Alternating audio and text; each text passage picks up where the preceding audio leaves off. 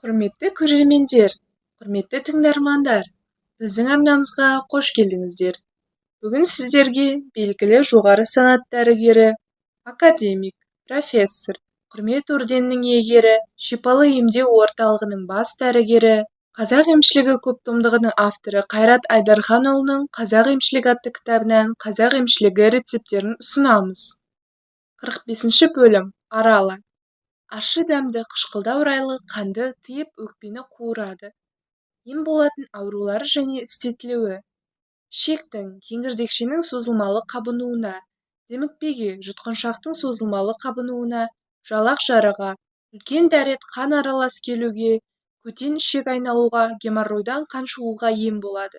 Кеңірдекшелердің созылмалы қабынуына арала мен қызылмияның әрбірінен 1-5 грамм, саранадан 15 грамм, стимона 12 грамм ұнтақтап 4,5 граммнан 3 рет ішеді. Асқазан ішек жараларына арала 3,5 грамм, белетела 1 грамм, қызылмия 1 грамм, тырнагүл 1,5 грамм, сасық миндуана 3 миллиграмм қосып талқандап, салмағы 6 грамм келетіндей оқ-дәрі жасап, әр ретте 1 тал оқ-дәріні күніне 3 рет ішеді. Асқазан ішек жараларына қара жел байланғанда 2 дана араланы ұнтақтап, 2 шыны сүт, 1 шыны су, 1 шыны қойдың ерітілген құйрық майын қосып қайнатады.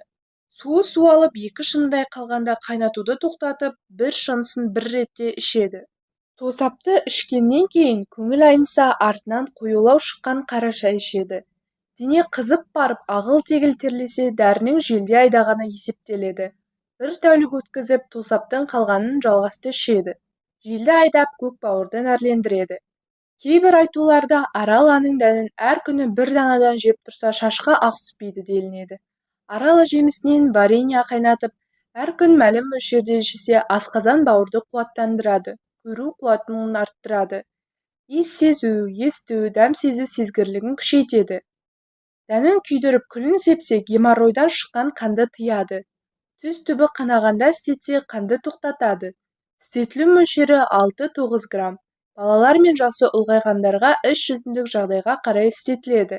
Егер осы видеомыз ұнаған болса, арнамызға тіркеліп, лайк басып кетуді ұмытпаңыз.